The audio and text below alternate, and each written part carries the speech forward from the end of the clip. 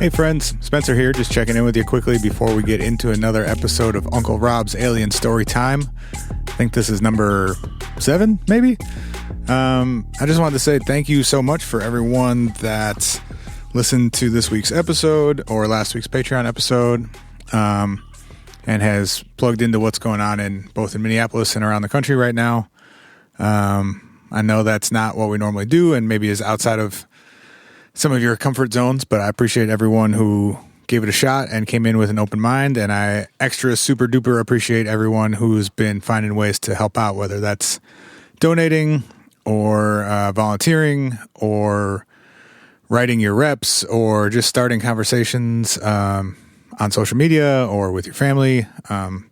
There's been a super encouraging, very positive response that we've seen just online and shifting in the way that people are talking about police brutality and racism and white supremacy and all of that. And I think it's important that we keep that going with the understanding that it's not going to be comfortable and it's not going to be easy, but it's very important. And the more that we can work together on it and be compassionate and listen to each other, the easier that work is going to be. So thank you all very much. If you'd like to continue to help out, I will add that link to the resources and ways to help and donate and get involved that we listed on the show on Wednesday. I think all of those things are still up to date, but I'll double check. And again, just thank you for checking in with us and getting involved and speaking up and doing this work right now. So anyway, here's a slightly different version of Uncle Rob's Alien Story Time. It's sort of a crossover Is It Trash / Uncle Rob's Alien Story Time, in which he is going to live read an alien story for us that he has not previously read. I believe it's from an issue of Flying Saucer Review. So you're going to get the story, and you're also going to get Rob's live reaction to the story. So enjoy. See you on the other side. What's up, everybody? Welcome back to another installment of Uncle Rob's Alien Story Time. So for this episode, I kind of wanted to do something a little different. I have not read this story yet. I stumbled upon it while perusing back issues of Flying Saucer Review. So this thing's going down live. And the title of the article is what caught me. It's called A Case of Rabbit Snatching.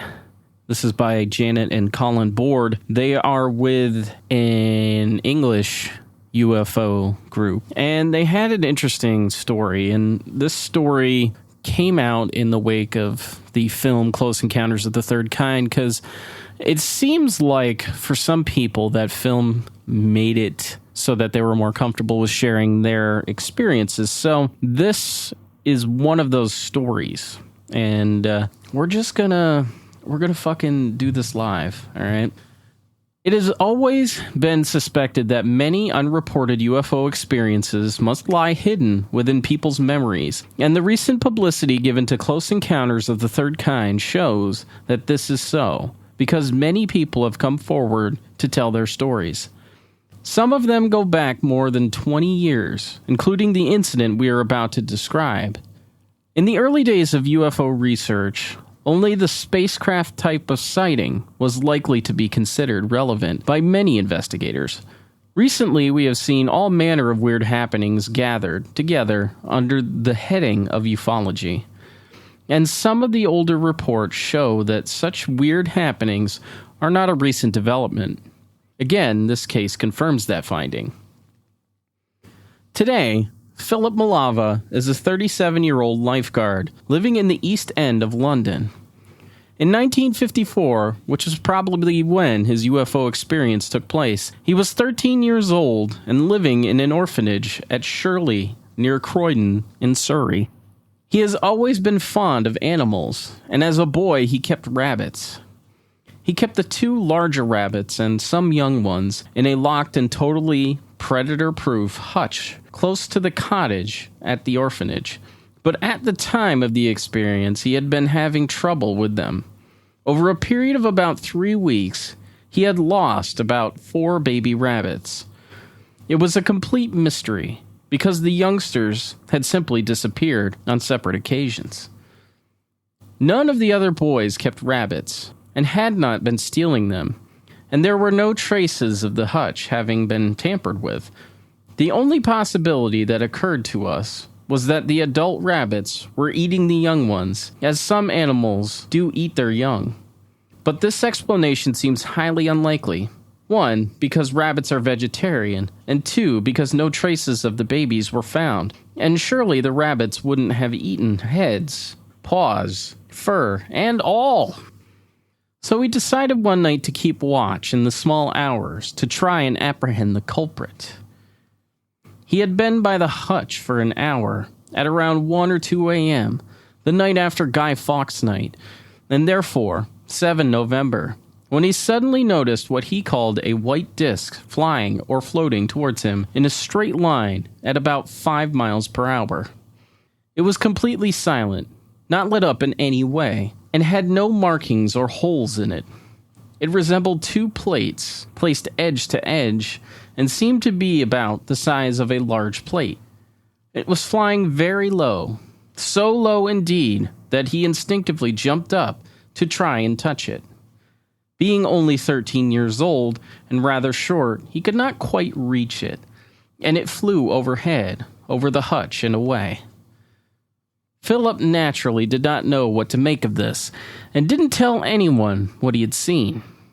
He had no more trouble with his rabbits because soon afterwards his master at the orphanage drowned the young ones and sold the others. Jesus Christ, oh fuck this thing already. God damn it.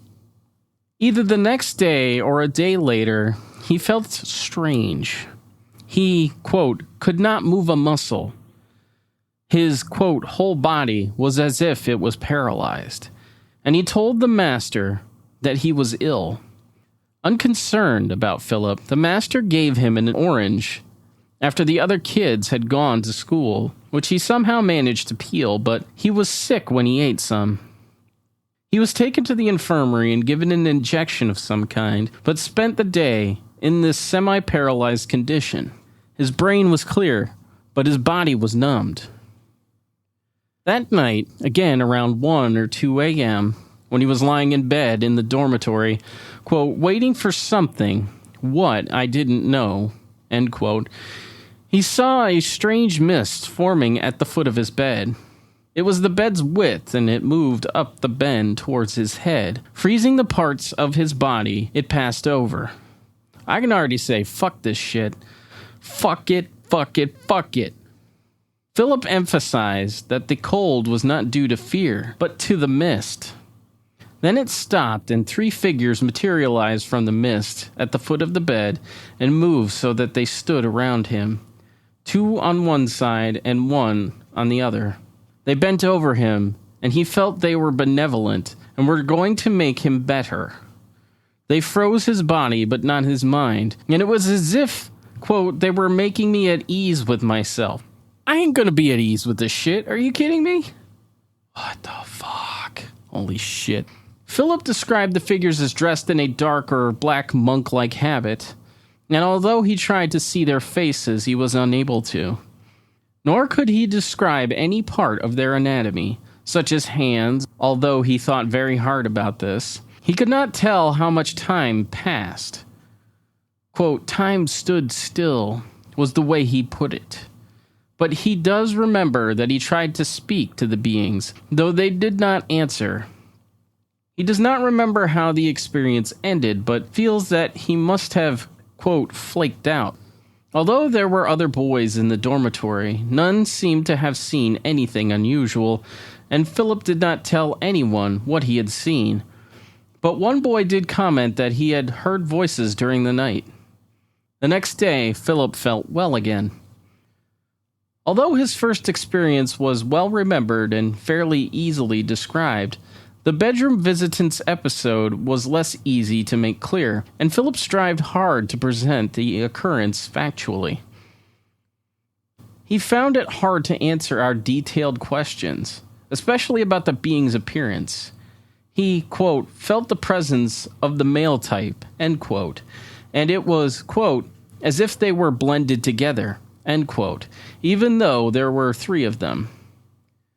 We suspect the whole event took place while Philip was in an altered state of consciousness. This was probably akin to an out-of-body experience or astral projection, especially in the light of his latter projections. Although, when we suggested this to Philip, he did not agree that it was a projection. However, he did say, quote, "I think I'd come out of myself," end quote. Although Philip has had no UFO experiences since those just described, except for one 3 or 4 years ago when he was digging and went into some kind of trance and had a vision in which he saw a, quote, "load of spaceships coming over to London round about Christmas," end quote. And they hovered around the 2 steeples of a castle-like church, shining down bright beams of light. Cool. It's a fucking Christmas light show. I dig it. Let's put this shit on ice. It soon became clear that we were talking to a man who has had a wealth of psychic experiences. After some prompting, because he thought it was irrelevant, he described to us his ability to sum people up at first sight, often to know incidents from their past and sometimes to predict their future. Once he met someone who he felt sure had not long to live. The man was dead within 3 weeks. Well, this guy's a fucking nightmare then. He described experiences of astral projection, such as when he, quote, "came out of himself and watched an operation being performed on his hand, even though he was anesthetized at the time. And he told us that although he had not been a religious child, shortly after his UFO experience, he went to church and came out feeling cleansed. In fact, he feels that UFOs and religion are closely connected, and continually return to the theme of the UFO's purpose. He has strong feelings that the human race is doomed if it continues on its present course, and that the UFOs are somehow involved with our present condition and our future salvation. He feels certain that his own UFO experience brought about a change in him from orphanage zombie to a thinking being. As he put it, "I wasn't awake until they came." This is some fucking story. With UFOs receiving so much publicity these days, an investigator must always be aware of the witness's involvement in ufology to try to ascertain whether an alleged experience happened as the witness described it, or whether the description has been colored by UFO literature or even totally fabricated. In the present case, although Philip has read books by Shuttlewood and Von Daniken, oh fuck that, and is aware of such things as the Bermuda Triangle, the Betty and Barney Hill case, and the Villas Boas abduction, which you guys should totally cover at some point. He is not widely read in ufology, and because of its content, we do not believe that the story he told us was influenced in any way by what he has read about UFOs. If our belief is correct, then we have an early case of, quote, bedroom visitants, and an early case of a UFO's interest in animal life. However, we must remember that there is no evidence whatsoever that the UFO was stealing or dematerializing the baby rabbits. Thank you, because I didn't need this to go down a Linda Moulton Howe fucking journey here. The facts point to that conclusion, but we shall never know for sure. There are several cases in the literature in which UFOs have been seen to take an interest in animals, excluding the notorious Hamilton calf-napping hoax. And some researchers blame them for the rash of cattle mutilations reported in the United States during the past few years. So this strange incident is not entirely without precedent. This has been a live reading of Uncle Rob's Alien Storytime. I hope you've enjoyed that. There were some parts I thought were trash, but I love you all, and fuck the police.